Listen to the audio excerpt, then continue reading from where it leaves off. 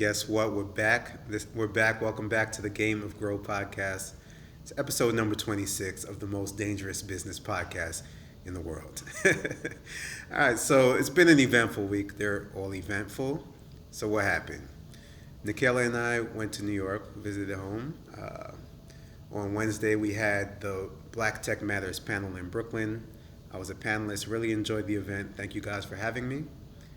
On Friday, she went and judged the Spotify podcast competition. They're picking their top 3 podcasts that they want to sponsor, that they want to put money behind and promote. Then on Monday, Nikela went to the Today Show to be their guest to talk about Side Hustle Pro and everything side hustle. All things side hustle. Did an amazing job. We are all super proud of her. We also had some family time, and of course, Color Noir is going on. We're closing in on 20,000 downloads on iOS. By the time you guys listen to this, we should have 16,000 followers on the Instagram page, Color Noir app. And then on the Google Play side, for some reason, we just have more issues on the Google Play side. It's growing beautifully organically. We don't spend any money on user acquisition on that side. But you guys are a lot harder on us in terms of the reviews. So on the iOS side, we have about 450 reviews to date, around 4.6 to 4.7 star average. On the Google Play side, just short of 40 reviews at this point, 4.0 star average, and it's very tenuous. So if you guys are on Google, on Android, please download Color Noir and leave us a nice review if you like it. Anyway. So at the Black Tech Matters panel, I got a very interesting question, which was, what if you can't code? Can you still be a part of this business? And this business being the app business. Can you create an app? Can you monetize it? Can you be successful? All that kind of thing. And for me, that just kind of blew me away. It kind of just set me back. And the reason, I guess I kind of took for granted that it was obvious that you can. But obviously, I need to be putting out the message a lot more and a lot stronger, so I'm going to try to do that today and break it all down in this episode. Cool? So today I want to break it down into 3 parts, being my experience with my business, number 2 being some misconceptions and roadblocks, why people think you can't do it, and finally, number 3, an overview of the process that I use, that my students use, and that you can use for your own apps and for your own business. All right, cool. So my experience. And in terms of my experience, I've talked about this extensively, of course, on the podcast, but also in my book, The 7 Steps to App Success, which you can get at appmagic.co/book. Shameless plug. I've talked about it on the App Moguls Masterclass, which you can see the replay at appmagic.co/replay, or you can sign up for the next one at appmagic.co/liveclass. And of course, I go over it extensively, super in-depth with my students, with my colleagues, with my friends in App Moguls, my program in which you can work alongside me to successfully launch your app. And you can find the link to apply at appmagic.co/apply. All right. So my experience has been, I've been in this business since around 2011. And in all that time, I've not written a single line of code for my business. In that time, we've produced well over 100 apps. I've gotten over 12 million downloads. We've made hundreds of thousands of dollars in revenue and profits.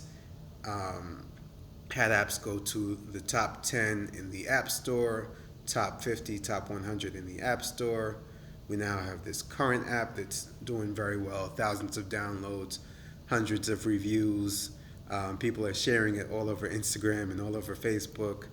And I've not written code for any of those apps. And I have students who are relatively new to the business, who follow the similar path, who are being successful with their apps, and they're not writing the code as well.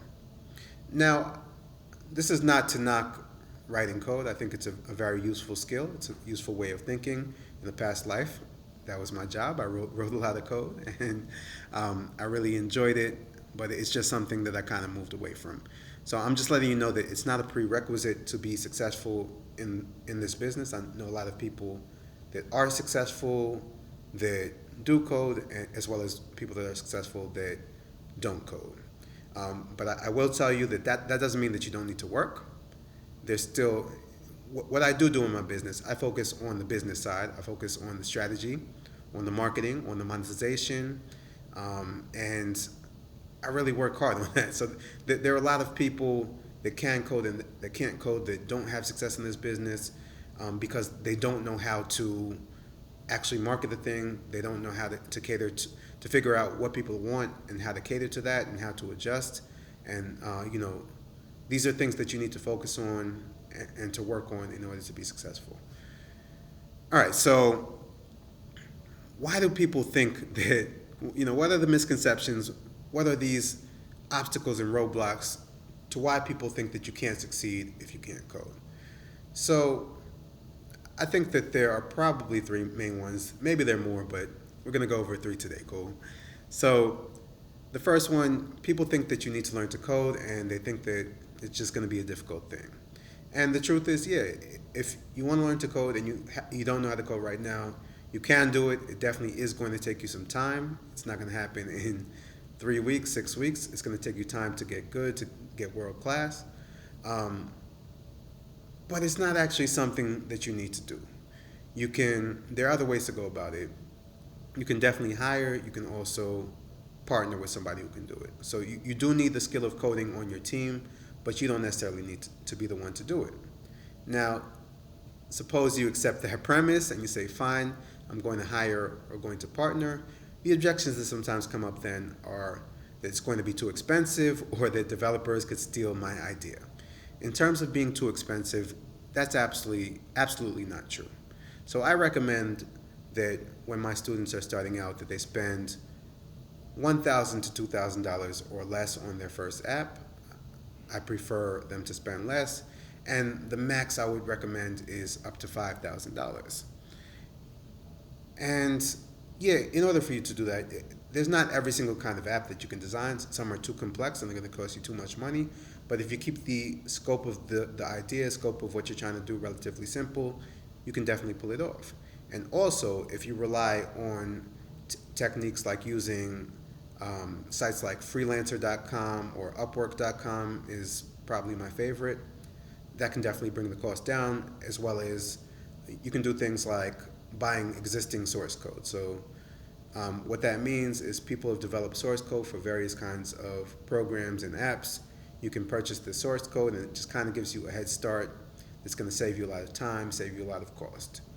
Now, in terms of developers stealing your idea, could it happen? Sure, it could. But one thing you need to realize is that the developers that you're going to try to hire, that you'll find on Upwork, Freelancer, TopTal.com, or really anywhere, these are professional developers. They're in the business of doing a service for you.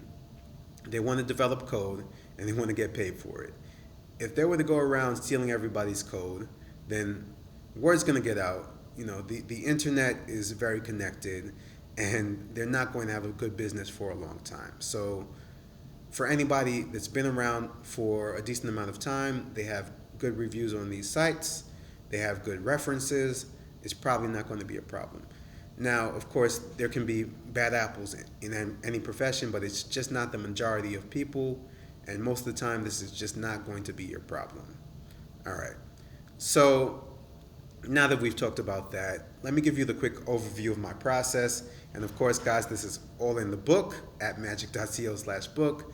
This is all in the course at magic.co/apply. It's all in the masterclass. So let's just dive right in. So step one is all up here with your mindset. You have to get your mind right. You have to believe that it's possible. You have to be ready to put in the work and just take it step by step, learn things just in time, and iterate. I call it the App Mogul mindset, but no matter what, you need to work on your mindset. You got to get your mind right or nothing's going to work. After that comes the market research. So in terms of market research, we're concerned about viability of the idea of the project that you want to work on, and we're also concerned with refining it. So the overarching themes I like to use here are, number one, model and improve. So you don't have to come up with the most original, brilliant amazing thing in order to be successful. Rather, you can look at the market, look at what's out there, look at what's already working, and then kind of adapt it to your needs. And then, aside from model and improve, another concept that I like to bring in, I actually had an episode all about it, is you want to fall in love with the customer. And this just means you really want to know exactly who is the person that you're trying to serve, what are their wants, needs, and desires, and that's going to really help you to deliver the perfect solution for them. Next up is the business model, and we can also tie in monetization. So there's several different business models that you can really use in the business. I'm not going to go through them all now, but definitely lay them out in the book. And there are different monetization strategies as well. You just want to think up front. You don't want to develop your app and then think about how you're going to do these things. You want to think about them up front. You can use advertising, you can use subscriptions, you can use paid apps.